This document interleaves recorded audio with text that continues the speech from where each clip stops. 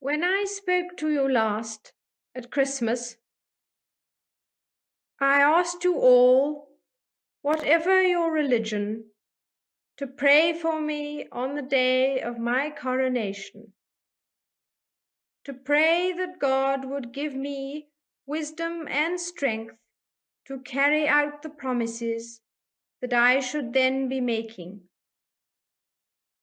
Throughout this memorable day, I have been uplifted and sustained by the knowledge that your thoughts and prayers were with me.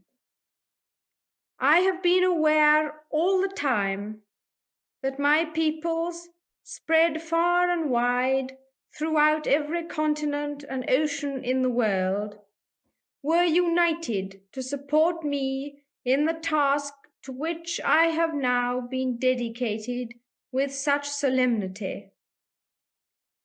Many thousands of you came to London from all parts of the Commonwealth and Empire to join in the ceremony.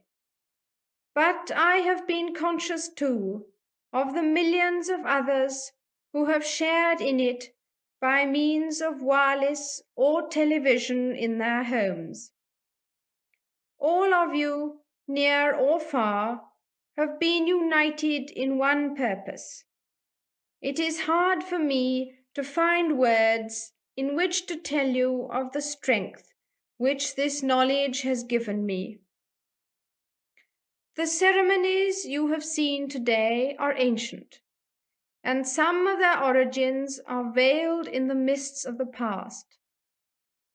But their spirit and their meaning shine through the ages, never perhaps more brightly than now. I have in sincerity pledged myself to your service, as so many of you are pledged to mine. Throughout all my life and with all my heart, I shall strive to be worthy of your trust. In this resolve, I have my husband to support me. He shares all my ideals and all my affection for you. Then, although my experience is so short and my task so new, I have in my parents and grandparents an example which I can follow with certainty and with confidence. There is also this. I have behind me not only the splendid traditions and the annals of more than 1,000 years, but the living strength and majesty of the Commonwealth and Empire, of societies old and new, of lands and races different in history and origins, but all by God's will united in spirit and in aim.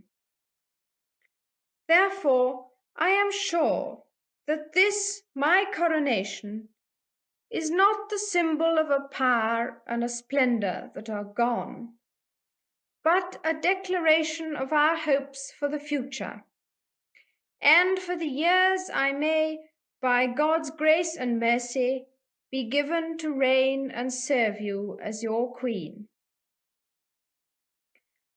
I have been speaking of the vast regions and varied peoples to whom I owe my duty.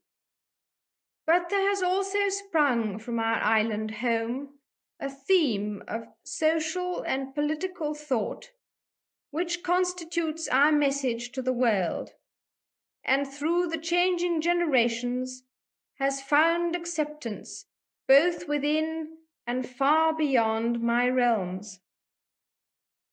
Parliamentary institutions, with their free speech and respect for the rights of minorities, and the inspiration of a broad tolerance in thought and its expression, all this we conceive to be a precious part of our way of life and outlook.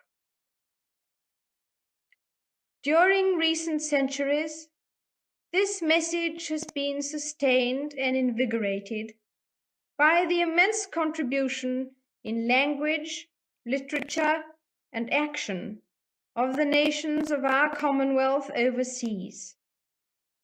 It gives expression, as I pray it always will, to living principles as sacred to the Crown and monarchy as to its many parliaments and peoples. I ask you now to cherish them and practice them too. Then we can go forward together in peace, seeking justice and freedom for all men. As this day draws to its close, I know that my abiding memory of it will be not only the solemnity and beauty of the ceremony, but the inspiration of your loyalty and affection. I thank you all from a full heart. God bless you all.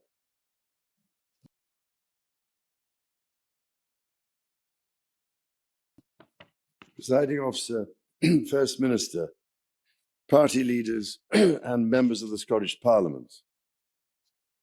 I know that the Scottish Parliament and the people of Scotland share with me a profound sense of grief at the death of my beloved mother. Through all the years of her reign, the Queen, like so many generations of our family before her, found in the hills of this land and in the hearts of its people a haven and a home. My mother felt, as I do, the greatest admiration for the Scottish people, for their magnificent achievements and their indomitable spirit. And it was the greatest comfort for her to know, in turn, the true affection in which she was held. The knowledge of that deep and abiding bond must be to us a solace as we mourn the end of a life of incomparable service. If I might paraphrase the words of the great Robert Burns, my dear mother was the friend of man, the friend of truth, the friend of age, and guide of youth. Few hearts like hers with virtue warmed, few heads with knowledge so informed. While still very young, the Queen pledged herself to serve her country and her people and to maintain the principles of constitutional government. As we now mark with gratitude a promise most faithfully fulfilled, I am determined, with God's help and with yours, to follow that inspiring example. The title of Duke of Rothesay and the other Scottish titles which I've had the honour to carry for so long, I now pass to my elder son, William, who I know will be as proud as I have been to bear the symbols of this ancient kingdom.